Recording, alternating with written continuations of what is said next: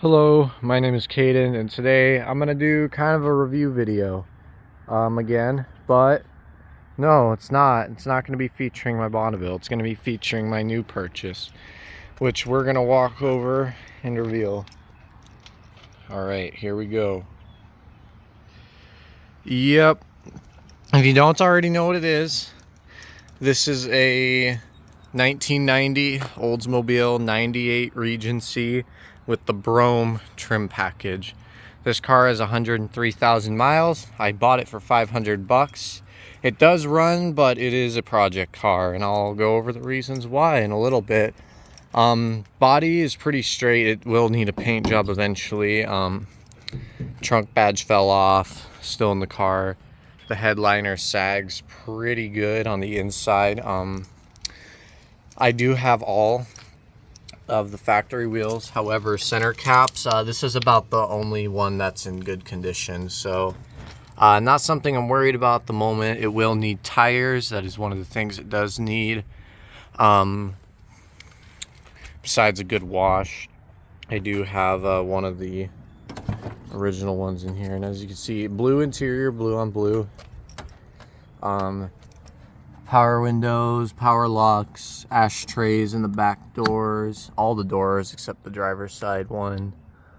Guy has the headliner held up with sticks. So yeah, that's pretty interesting. There's the trunk badge I was talking about. So it'll need tires eventually. The door on the other side does not open. I have a feeling I know why, but we'll take it a little bit at a time.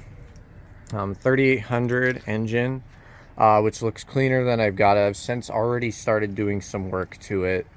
First thing it did, it kind of had a bad battery, so I got a new battery for it and new bolt terminals. I'll explain this wire in a second. My spare alternator it needed, and I just got finished putting valve cover gaskets on it last night because somebody, I wonder if it was the previous owner, and he just didn't want to admit it to me. Somebody had pinched a gasket trying to replace the rear valve cover, and it leaked oil on the back of the exhaust so bad it would smoke a whole lot and smell pretty bad. So I just got finished doing those last night and running it this morning to burn off some of the leftover oil on the exhaust. It gets up to operating temp. The fan kicks on, all that stuff. Runs pretty good for the most part. It does have a code for the camshaft position sensor, code 41.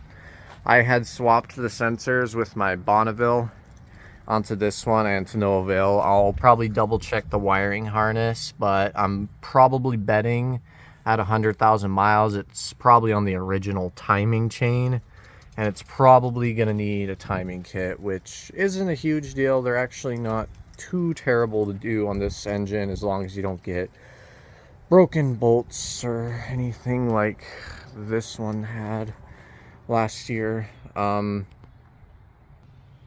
So the front end has a pretty decent amount of damage that I'm gonna have to go in and try to fix up.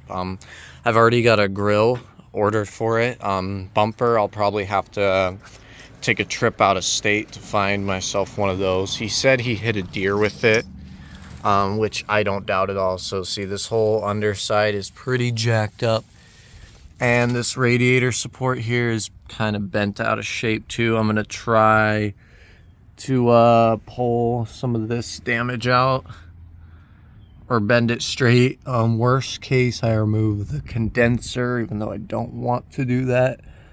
Other than that, this thing has no rust on it, like at all, which is pretty amazing. Considering the fact it's been in South Dakota most of its life. I'll probably need a new bezel here. I need a new bezel here. This headlight needs replaced. Couple things. I'm probably gonna flush the coolant system. I might do that with the timing job. I had a spare. So the old ignition module had the green goo coming off the side of it, so I just knew at that point it's probably the original one. So I have this extra one laying around. This one will miss at like real high RPMs, but it's better than the one that was on it now, and it seems to run fine. Aside from that code, and the AC compressor is shot. It's unplugged, so it doesn't try to kick on with the automatic climate control. But the AC clutch, I'm trying to go down here, but my camera won't focus.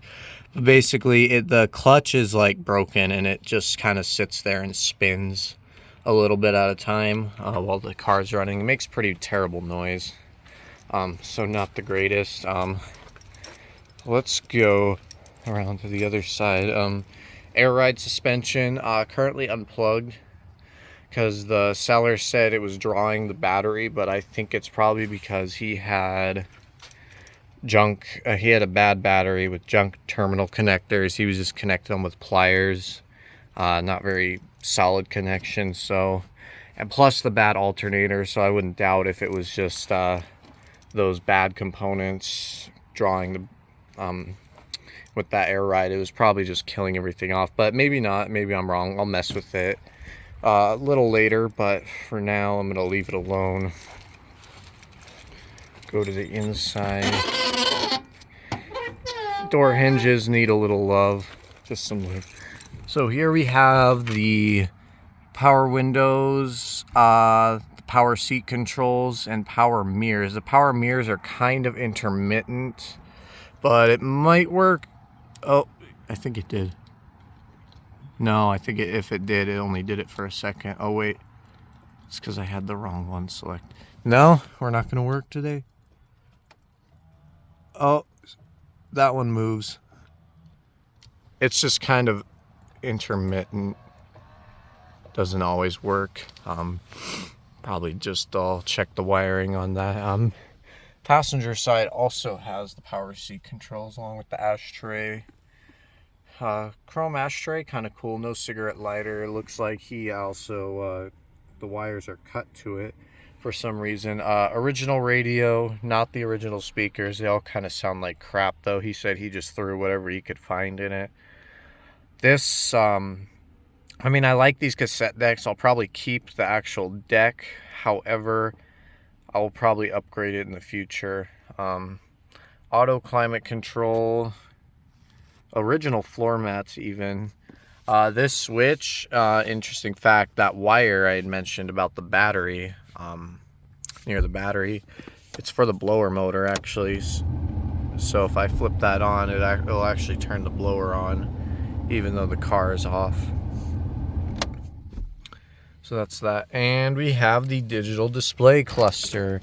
But there's another issue too. So this steering column, if I can just kind of zoom out, there we go. Yeah, it probably needs a repair kit or a whole new column. Some of the bushings are probably shot. I noticed if I had turned this a certain way, it should be able to turn the gauge cluster on, because I think it's supposed to turn on when you open the door, is my thought and understanding. But because I was getting it to do it one night, but maybe not anymore. Yeah, it's like I said, it's a project car, guys. So I got my key in. We'll just... Oh, so my video, it's gonna show a flicker because of the way the video picks up the displays on these for some reason, but I promise you it's not actually doing this in real life. It's but this is the actual display cluster. If anybody knows how to fix this shuttering though, let me know, because I really don't know. Fuel gauge, which does work. I did throw some gas in it. We have warning lights. They're kind of hard to see. But if you can't read that, it's 103,314. Engine's still hot. Temperature gauge works. Good to know. As far as I know, the lights and turn signals, all that stuff works. Might have a couple bulbs out here and there. But, yeah. Digital gauge cluster. Pretty neat. Sorry, my finger keeps getting in the way. Horn. Works. There's 3 buttons for it, actually. So this car has the auto dim rear view mirror, which is pretty neat. along with the mirrors up here with the lights. Pretty neat. I don't know what that's old registration. Center console with the coin holder in there still. Dirty, but we'll get her cleaned out. Overall, not too terrible, but definitely needs some reupholstery done, some vacuuming, all that stuff. I guess let me kind of show you how it runs.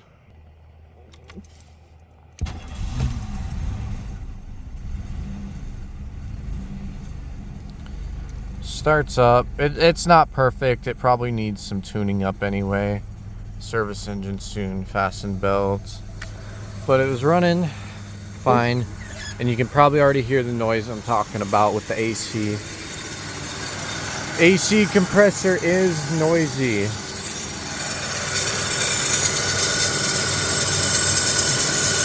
That's what I was talking about with that piece spinning the clutch. Yeah, it's she's pretty done for, but other than that, it doesn't run too bad. It will run and move under its own power. I did have it towed to my house, of course, because it wasn't really running well before. But runs better than it did. That's all I can say for now. It is a project and a half, so I guess we'll figure out all this stuff over time. A couple other things. Fuel door, which works. Trunk release, which works. Well, let's go check those out. So here we go. Yep, gas cap. And these actually have a manual release. And the trunk is kind of cool too. Pretty clean trunk. There's the old parts that I had already taken off. There is a fuel door release that you just pull on if for some reason it doesn't work. And the cool part about the trunk, when you close it, automatically latches itself. Pretty damn cool. So yeah, I think it'll be a fun project. I'm excited to have it. Worst case, if something catastrophically fails, this one's gonna get all the goodies from it. So I guess stay tuned. I might have a couple videos on some repairs. There might even be some repeats on some things I've done in the past, just doing them on this car. So I guess just stick around and we'll see how the progress goes with this project. Anyway, this has been the review of my 1990 Oldsmobile 98 Regency Brougham. Geez, it's quite a long name. Happy to add it to the collection with this one and this one, even though this one doesn't really get a lot of love. Also, I'll be getting my tail light. Should be getting that later today, so stay tuned for that. I might make just a quick video on the before and after and replacing it, all that good stuff. But yeah, happy to have it, and thank you guys for watching. I'll see you in the next video.